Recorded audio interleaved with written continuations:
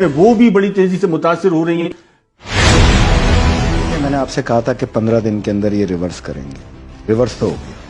उसकी वजह ये है कि जब कहीं ज़लज़ला आता है तो उसका मरकज़ तलाश किया जाता है हमेशा कि इसका मरकज़ क्या है। तो इस वायरस का मरकज़ क्या था?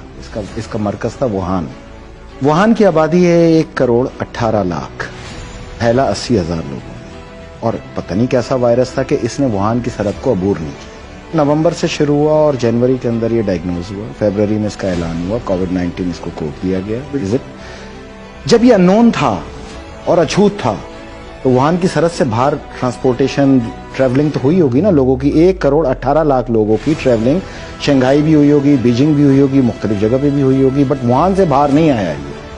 तो इसका मतलब वाज़े तौर पे ये है कि ये फैल नहीं रहा था, ये फैलाया जा रहा था। देखें, ये दुनिया में एक वर्ल्ड वॉर चल रही है, बगैर गोली चलाए दुनिया की एक वर्ल्ड वॉर चल रही है। जब ये वॉर का इख्तिताम होगा और दुनिया खोलने की तरफ आ रही होगी तो तकरीबन 30-35 मुल्क जो है वो नक्शे से मिटना शुरू हो जाएंगे automatic due to the economical crisis. ये एक झूठ है जो एक आंख से दिखाया जा रहा है, सच्चाई को छुपाया जा रहा है।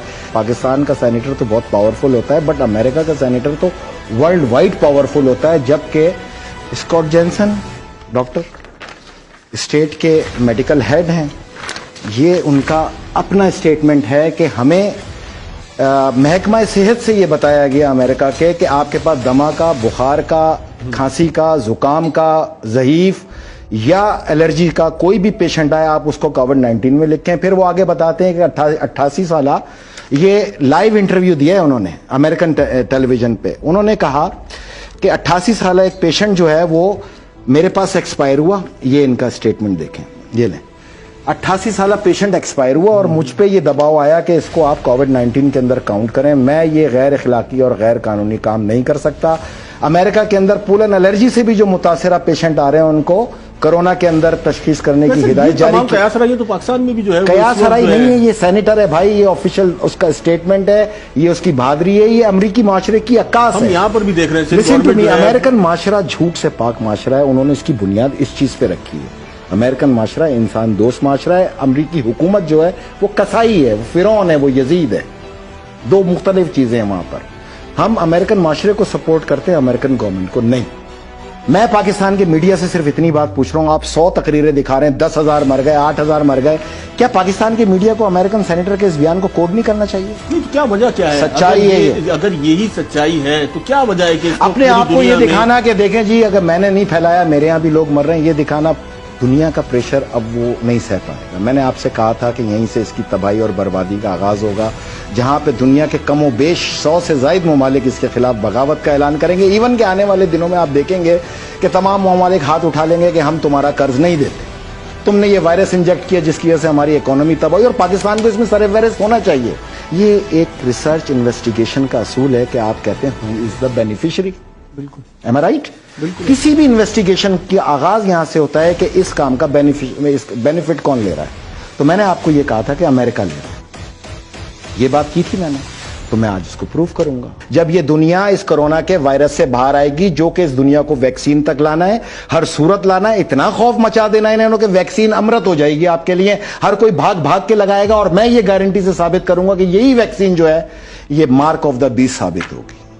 पाकिस्तान में मीडिया एक आंख से लोगों को पिक्चर दिखा रहा है, मैं दूसरी आंख खोलने आया हूं।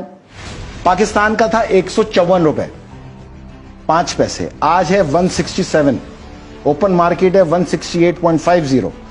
अच्छा, 167 पे आए तो पाकिस्तान का रुपया डिवैल्यू हुआ 8.44। तो ये पूरी दुनिया नहीं है, ये किससे शरह किससे नापी जा रही है? डॉलर से। खत्म हो गई तो पूरी दुनिया क्यों कह रहे हैं आप? इलावा डॉलर के, इलावा अमेरिका के, पूरी दुनिया के, मैं मानने को तैयार हूं। सनद हमारी भी बंद, अमेरिका की भी बंद, ऑस्ट्रेलिया की भी बंद, कनाडा की भी बंद।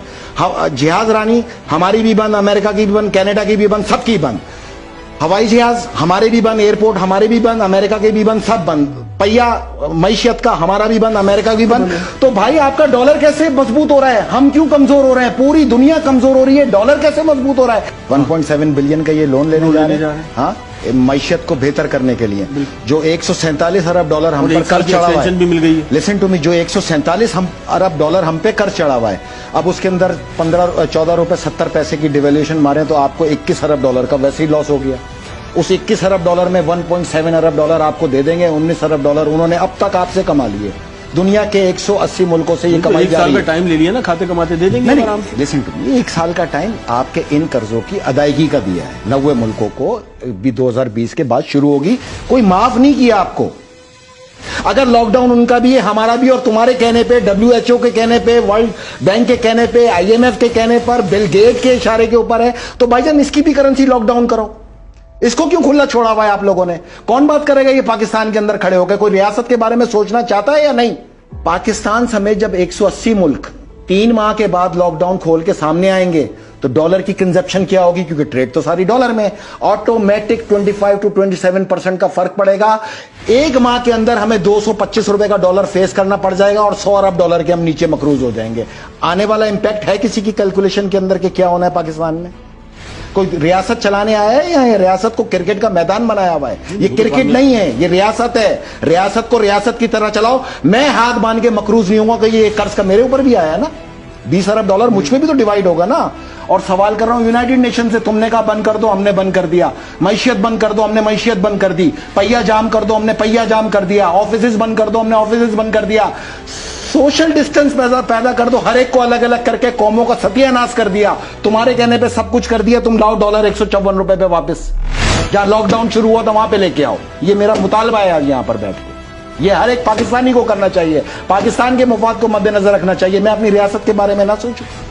पूरी दुनिया की करेंसी जो है वो डिवैल्यू हो रही है। पूरी दुनिया की नहीं हो रही है, एक को छोड़ के पूरी दुनिया की हो रही है। ये कहिए आप, जो सच है वो पूरा बोला जाए पाकिस्तान के अंदर, एक को छोड़ के सारी दुनिया की हो रही है। अब इसमें 2 मुल्क और हैं जिनकी नहीं हुई, 3 मुल्क।